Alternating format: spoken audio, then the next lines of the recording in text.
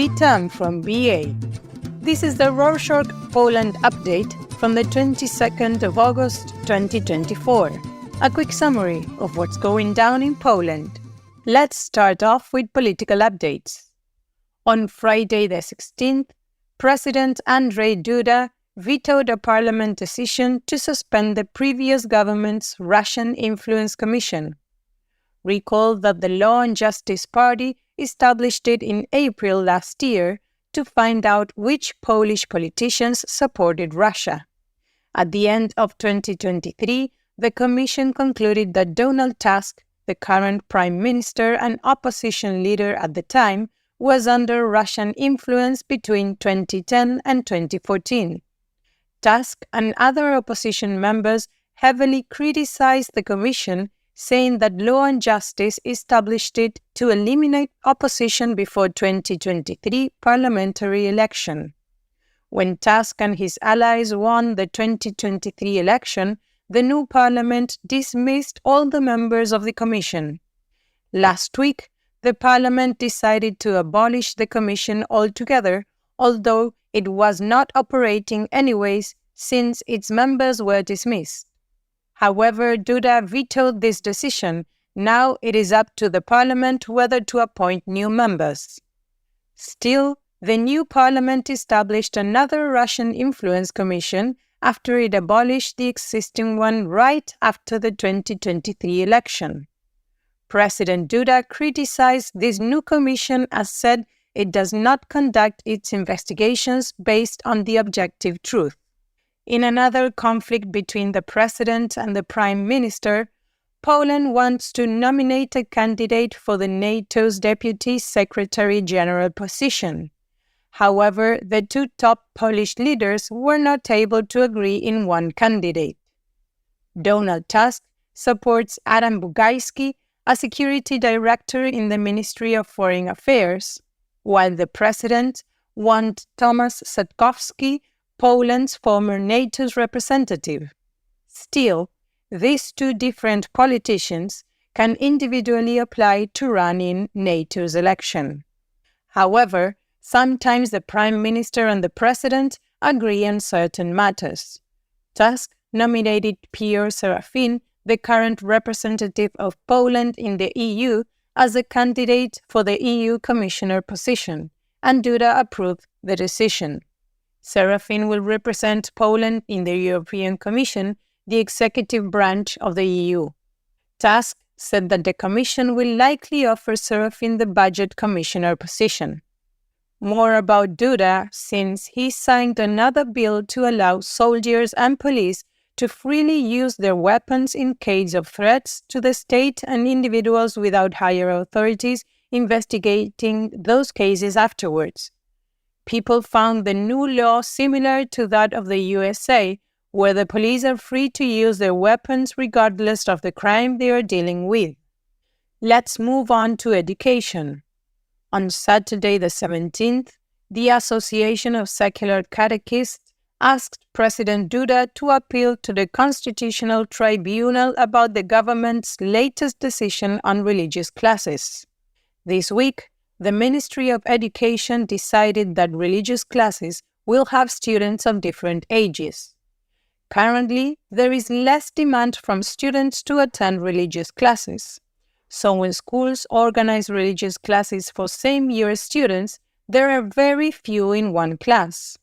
With the latest decision, the schools will organize fewer religious classes with more students in them. The Association of Secular Catechists said that according to the law, the government had to talk about this plan with the church before making a decision. Religious people were also concerned about the government would make further decisions without consulting with the church, with new measures that could harm religion. Religious teachers also expressed their concerns because new schools will need fewer religious teachers as they will organize fewer classes.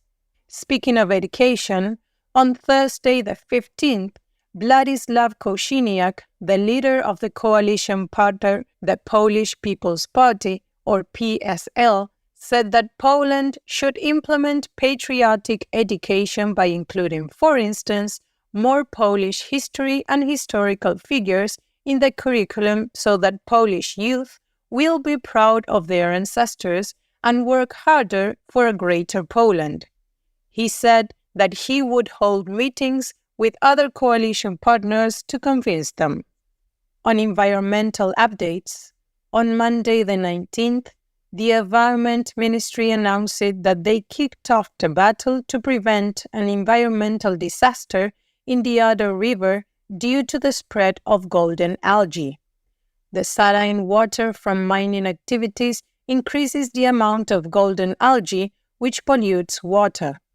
In the summer of 2022, the amount of golden algae in the river killed tons of fish, causing more pollution and a bad smell. The issue arose again this year.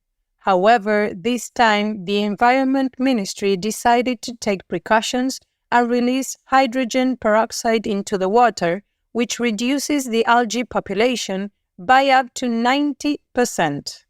Still, this is only a temporary solution.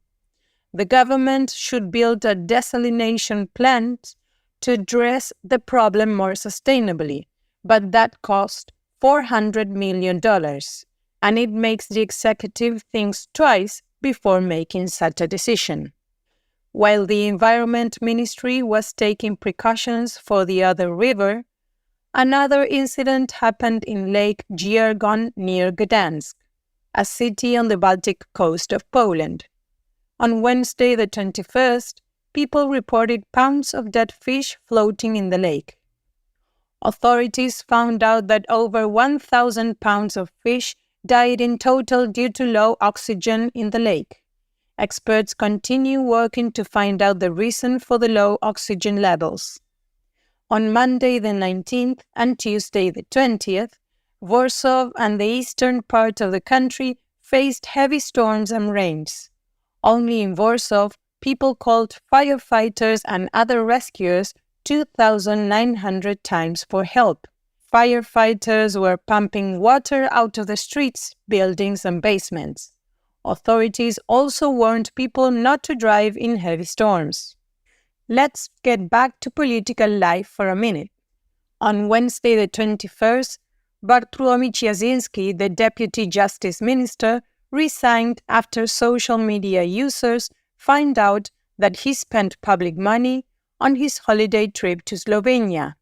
Cieszyński used a state card from the Polish Center for Technology Development, a state institution where Cieszyński worked before becoming a deputy minister. He also filled up the tank with the institution's credit card. After learning about the incident, Prime Minister Tusk tweeted that mistakes happen, but they have to be paid for, and that Cieszyński had to resign. After Tusk's tweets, the Deputy Justice Minister announced his resignation on social media. In unrelated news, on Wednesday the 21st, authorities warned about cybercriminals who use deep-fake videos of celebrities to fraud people. Earlier this year, cybercriminals started to use deepfake videos of politicians such as the President and the Prime Minister on social media. Now they also use celebrities. The fake videos generally encourage people to invest in some imaginary company, with the money sent going to scammers. Authorities said that people who fall victim to these scams should report it to the nearest police station.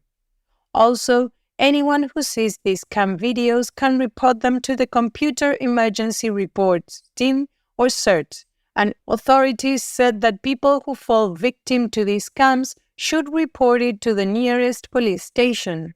Also, anyone who sees these scam videos can report them to the Computer Emergency Response Team or CERT, an authorized team that monitors the security of Polish networks. To visit CERT's website, follow the link in the show notes. And to wrap up this edition, on Wednesday the 21st, a report by Politica Journal revealed that beer consumption among Poles is decreasing.